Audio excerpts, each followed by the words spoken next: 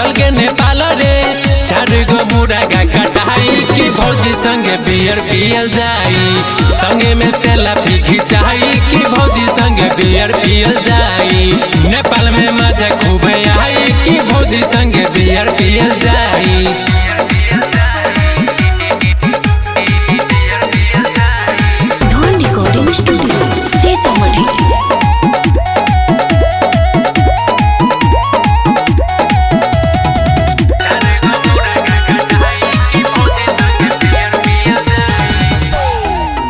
नया साल में नया मल पटा बोल जाई यारबा ओकरे के हैप्पी न्यू ईयर बोलल जाई यारबा।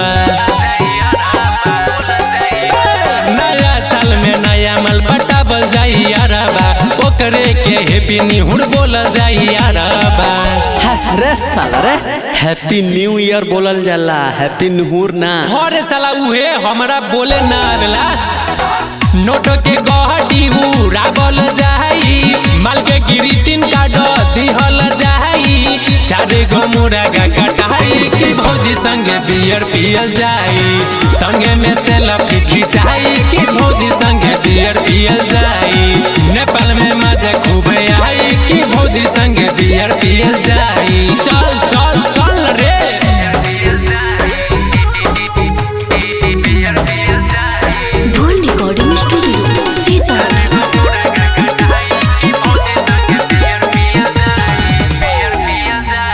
हम किन मुर्गा तू किन है बियरबा एक साथ पार्टी मनावल जाई यारबा। हम किन मुर्गा तू किन है बियरबा एक साथ पार्टी मनावल जाई यारबा। न कोनो झक मारी न केहू ताकी सब केहू पैसा दिही रही न बाकी सुबह के गाना बजाई की भौजी संगे बियर पियल जाई 4 गो मुर्गा कटाई की भौजी संगे बियर पियल जाई संगे में सेल्फी खिंचाई की भौजी संगे बियर पियल जाई। अरे साला काहे रुकल बारे चल। धन रिकॉर्डिंग स्टूडियो सीतामढ़ी।